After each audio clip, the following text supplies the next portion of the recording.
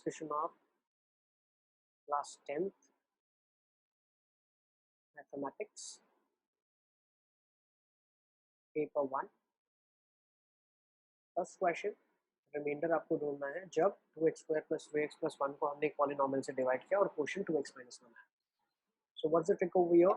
अगर किसी पॉलिनोमियल को आप डिवाइड करते हैं gx से, क्वोशिएंट आता है qx, तो रिमाइंडर जो आपको मिलेगा r(x) मिलेगा.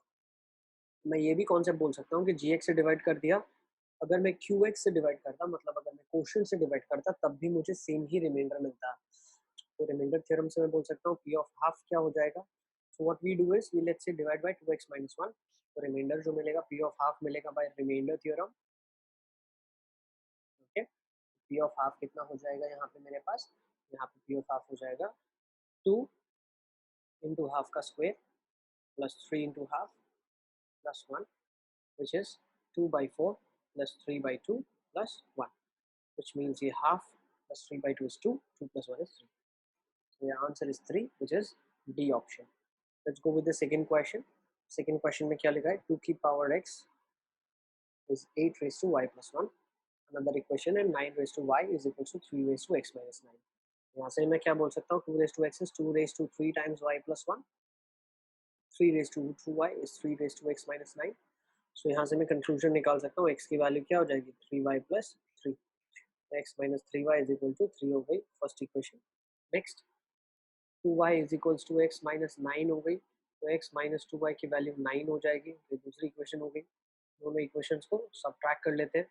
सो x minus 2y is equals to 9 हो जाएगा, और यहाँ पे x minus 3y is equals to 3 हो जाएगा. Minus plus minus gets cancelled, y is equal to 6. अगर y का वैल्यू 6 मिल गया, इस इक्वेशन में सब्स्टिट्यूट कर देंगे. x minus 12 is equals to 9, x का वैल्यू 21 मिल गया. अब x 21 y 6, तो x plus y आपके पास आ जाएगा 21 plus 6, which is 27. So if x plus y is equals to 27, so your D is the correct answer. Let's go with the third question. Third question में क्या दिया हुआ है? Sum of the digits of a 2-digit number is 7. मतलब अगर मैं x plus y बोलता हूँ 7 है, let's say x मेरा यूनिट्स डिजिट है, y मेरा टेंथ डिजिट है. तो अगर इस क्वेश्चन में बोला गया है number increases by 9 if digits are interchange, तो डिजिट्स इंटरचेंज करने पे नंबर 9 से बढ़ जाता है. तो मैं बोल सकता हूँ 10y plus x मेरा ओरिजिनल नंबर था, है ना. इसमें अगर 9 ऐड हो गया तो नया नंबर आ जाएगा, which is 10x plus y. 9 add होने पे आएगा, बैलेंस करने के लिए हम सब्ट्रैक्ट कर देते हैं. यहाँ से मेरे पास क्या आ जाएगा, यहाँ से मेरे पास आ जाएगा 9x plus x minus 9 is equals to 9y. तो x minus y is equals to 1 आ जाएगा आपके पास. दो इक्वेशंस को सॉल्व करेंगे मेथड ऑफ सब्स्टिट्यूशन से. सब्स्टिट्यूशन या एलिमिनेशन, आपके पास दो मेथड्स है. तो यहाँ पे आपके पास क्या आ जाएगा 2x is equals to 8, x is equals to 4, y is equals to automatically 3 आ जाएगा. So the number becomes 34. Okay, so the answer correct over here is B. Let's go with the fourth question. Fourth question में लिखा है triangle ABC जो है वो similar to triangle DEF है. यहाँ से मैं बोल सकता हूँ area of triangle ABC upon area of triangle DEF is equals to BC by EF का होल स्क्वायर. ठीक है, ये एरिया थ्योरम से बोल सकते हैं.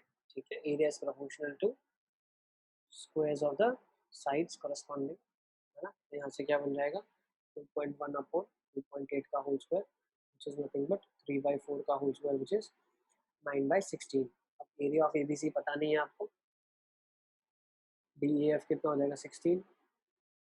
एरिया ऑफ ट्राइंगल ABC कितना हो जाएगा आपके पास 9 हो जाएगा. सो लेट्स से ये भी 9 सेंटीमीटर स्क्वायर आपका आंसर आ जाएगा. So correct answer is A. Now let's go for the fifth question.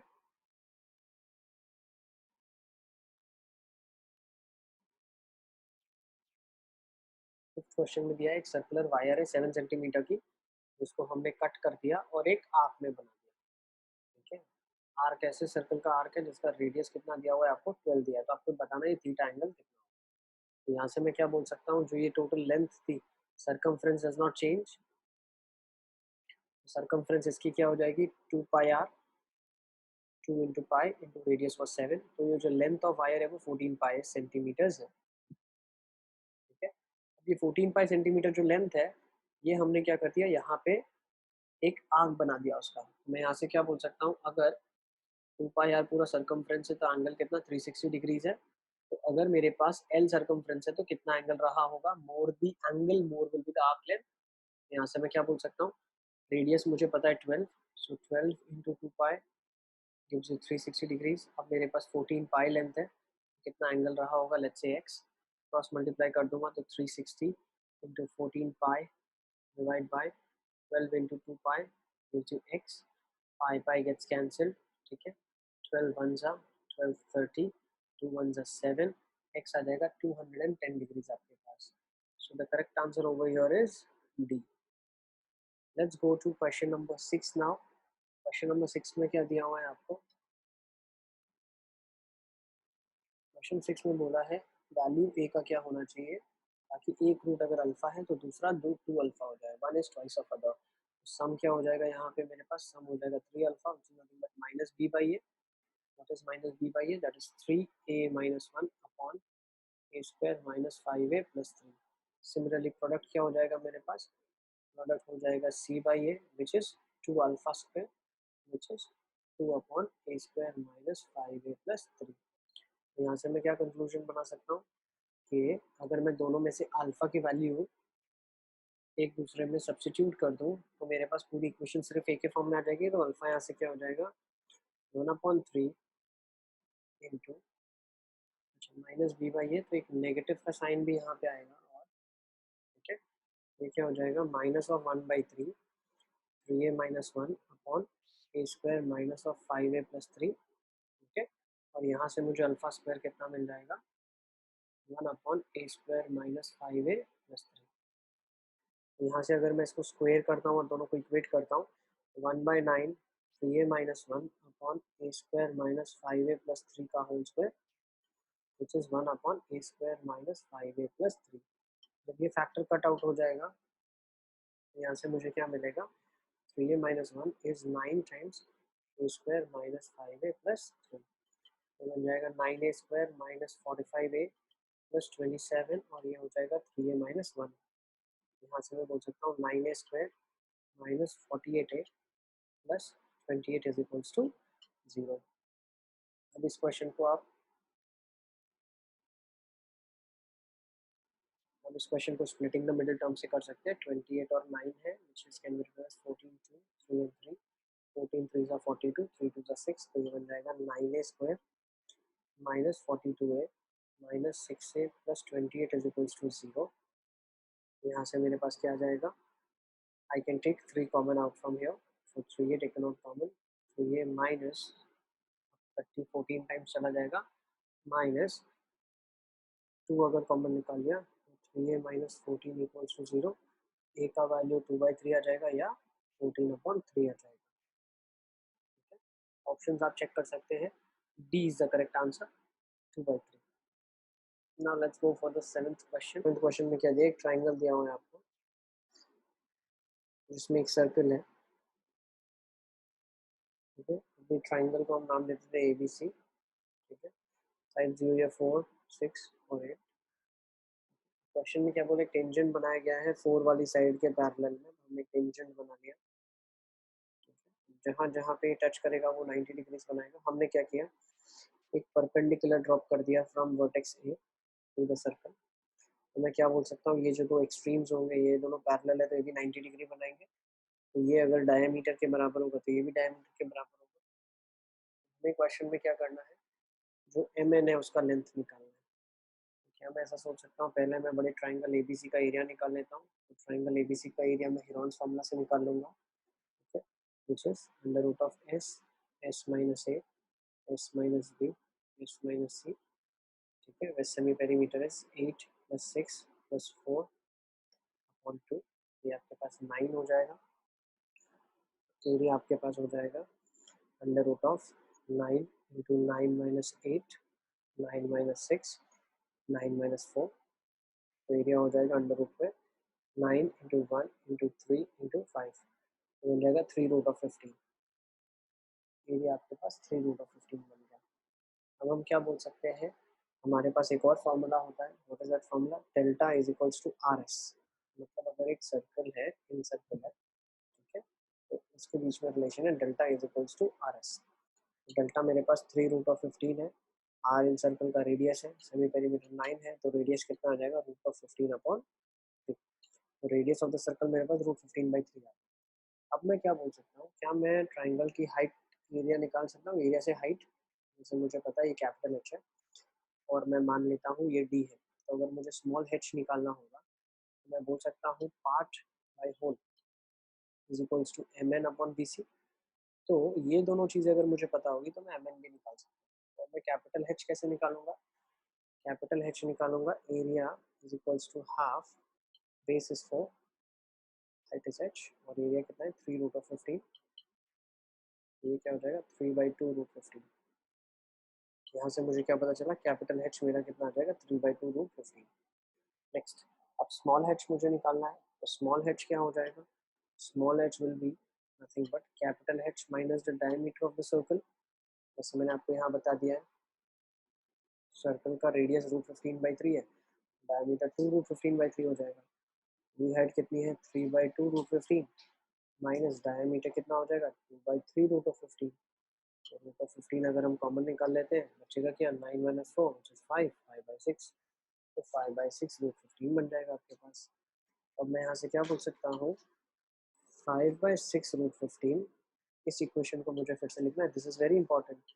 Alright, 5/6 √15 upon capital H will be 3/2 √15 is equals to M N मुझे नहीं पता, बी सी मालूम है 4 होता है, √15 कट गया, 2 1 ज़ा 2 3 ज़ा 5/9 इज एम एन आ जाएगा 20/9। So from here I get M N का value as 20/9। So your answer B is.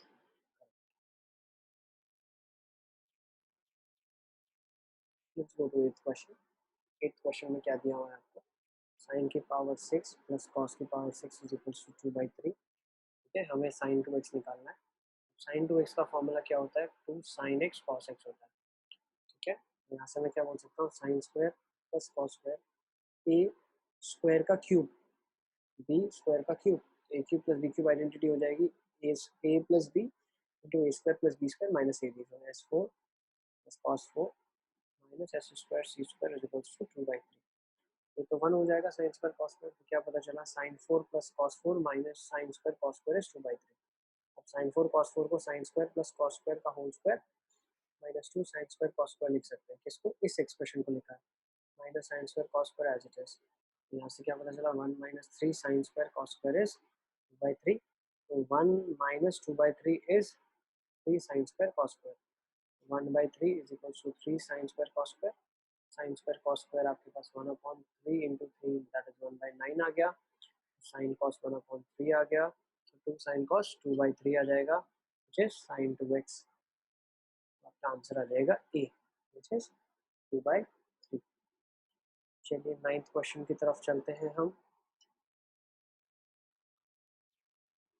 If you look at the ninth question, क्या लिखा हुआ है, सबको आपको दिया हुआ है क्वेश्चन के अंदर, टी अगर रूट है एक्स की power 4 minus x cube plus x square minus x plus 1 का, ठीक है, इसका एक रूट है टी, तो आपको कंप्यूट करना है टी की पावर 20 प्लस टी की पावर 10 प्लस टी की पावर 5 प्लस 1 कितना होगा। इस क्वेश्चन को करने की ट्रिक हमें कैसे पता चलेगी, देखो, जब एक्स स्क्वायर -1 होता है तो उसका फैक्टराइजेशन होता है x-1 into x plus 1, x cube -1 का फैक्टराइजेशन होता है x-1 x square minus x square plus x plus 1। ठीक है, सिमिलरली जब मैं ऐसे बोलता हूँ एक्स की पावर, मान लीजिए 5 - 1 का फैक्टराइजेशन करेंगे, इसका फैक्टराइजेशन होगा x-1 एक्स की power 4 plus x cube plus x square plus x plus 1। ठीक है, तो यहाँ से हम क्या बोलना चाह रहे हैं कि जब भी ऑड पावर -1 होता है तो एक x-1 फैक्टर आता है।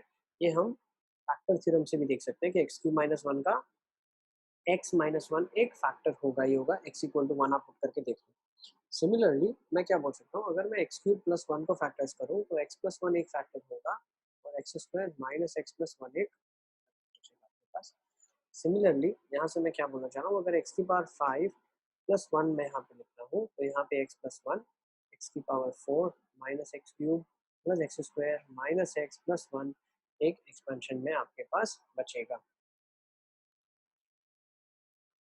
मैं क्या करता हूँ यहाँ से, इसको इस फॉर्म में कन्वर्जन करने के लिए मेरे पास ये ऑलरेडी अवेलेबल है। अगर मैं सिर्फ x प्लस वन से मल्टीप्लाई कर दूंगा तो मेरा काम हो जाएगा। वैसे मैं क्या बोलता हूँ, एक्स की power 4 minus x cube plus x square minus x plus one. ठीक है, इसमें अगर मैं एक्स प्लस वन से दोनों साइड मल्टीप्लाई कर देता हूँ तो ये जीरो के बराबर हो जाएगा। तो बन जाएगा एक्स की power 5 plus one is equal to zero. X की पावर 5 यहाँ से मेरे पास क्या आ जाएगी, -1। अच्छा, एक और चीज़ आपको ध्यान रखने की है, व्हाट इज दैट थिंग, कि जो t है वो इस इक्वेशन को सेटिस्फाई करेगा। तो t की पावर 5 प्लस वन कितना हो जाएगा, जीरो। तो t की पावर 5 कितना हो गया, -1। तो अब यही वैल्यू मैं इस इक्वेशन में सब्स्टिट्यूट कर दूंगा तो क्या जाएगा, -1 की पावर 4 प्लस -1 का स्क्वायर प्लस -1 की पावर 5 प्लस 1। ये वाला बन जाएगा प्लस -1 की पावर 1। क्यों, -1 की पावर, t की पावर 5 को हमने -1 लिया है ना। ठीक है, तो यहाँ पे आ जाएगा प्लस 1, तो ये हो जाएगा 1 प्लस 1 माइनस ऑफ 1 इसका नीचे आ गया तो ये कैंसिल आउट हो जाएगा। आपका आंसर हो जाएगा 2। Obviously D is the correct answer. Now let's look at question number 10। Question number 10 में दिया है x divide by y divide by z। तो मैं बोल सकता हूँ y बाय z लिखा हुआ है। सिमिलरली डिवाइड बाय लिखा हुआ है यहाँ पे मेरे पास complete bracket, x divide by y को मैं लिख सकता हूँ x by y divide by z। ठीक है, तो जब ब्रैकेट ओपन होगा तो जो चीज़ डिवीजन में है वो रेसिप्रोकल होकर मल्टीप्लिकेशन में हो जाएगी। तो मैं बोल सकता हूँ x into Z upon Y bracket divide by x by Y into one by Z. ये वाला एक्सप्रेशन मेरे पास क्या हो जाएगा, X Z upon Y divide by X upon Y Z. ये वाई जेड ऊपर चला जाएगा, एक्स इधर चला जाएगा तो क्या आ जाएगा, X Z into Y Z upon X Y. तो आपके पास एक्सप्रेशन बन जाएगा Z square. So D is the correct answer. Let's see 11th question में क्या लिखा है, two chords of a circle are perpendicular. दो कॉर्ड्स हैं जो सर्कल की वो परपेंडिकुलर है। सर्कल बना लेते हैं, दो कॉर्ड्स बना लेते हैं जो परपेंडिकुलर है और उनके सेगमेंट्स भी आपको दिए हुए हैं। एक जो कॉर्ड है वो सेगमेंट बना रही है 3 और 4 का, तो मान लेते हैं 3 और 4 है। और एक जो कॉर्ड है वो सेगमेंट बना रही है 2 और 6 का, तो मान लेते हैं 2 और 6 है। क्वेश्चन में आपको क्या बोला हुआ है, find the radius of the circle.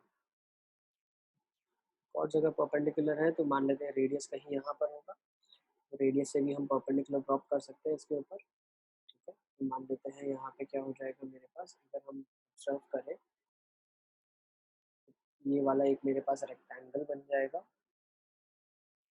जैसे परपेंडिकुलर ड्रॉप किया तो 7 दो पार्ट में डिवाइड हो जाएगा, विच इज 3.5 और 0.5। सिमिलरली 8 को डिवाइड कर दिया दो पार्ट में तो 4 और 2 हो जाएगा। तो आपके पास इस फिगर के अंदर, इस ट्राइंगल के अंदर आप पाइथागोरस थ्योरम लगा सकते हैं। ये रेडियस हो गया आपके पास, ये वाली हाइट आपके पास 4 हो गई, ये रेडियस अननोन है आपके पास, और ये वाली जो हाइट है आपके पास वो 0.5 हो गई। एरिया के, तो अगर मैं पाइथागोरस थ्योरम लगाऊं यहाँ से, पाइथागोरस थ्योरम मेरे पास क्या हो जाएगा, R square is equals to under root of 4 square plus 0.5 का whole square, which is nothing but 4 square plus 1/2 का होल स्क्वायर। ये हो जाएगा 16 प्लस 1/4 और रूट, ये हो जाएगा root of 65 upon 2। Correct answer आपके पास हो जाएगा सी। 12th क्वेश्चन दिया हुआ है जिसके अंदर दो सेमी सर्कल्स है और वो दोनों आइडेंटिकल सेमी सर्कल्स है। मतलब आइडेंटिकल का मतलब मान सकते हैं इनका रेडियस इक्वल होगा। तो मान लेते हैं इसका रेडियस यूनिट है, इसका रेडियस भी यूनिट है। मुझे एक स्क्वायर अंदर दिया हुआ है सिमेट्रिकली प्लेस्ड है, मान लेते हैं इसकी एज एक्स है, और एक और स्क्वायर दिया हुआ है। अब ये ऐसा स्क्वायर है, दो स्क्वायर्स है इसके अंदर, मान लेते हैं इसकी एज वाई है।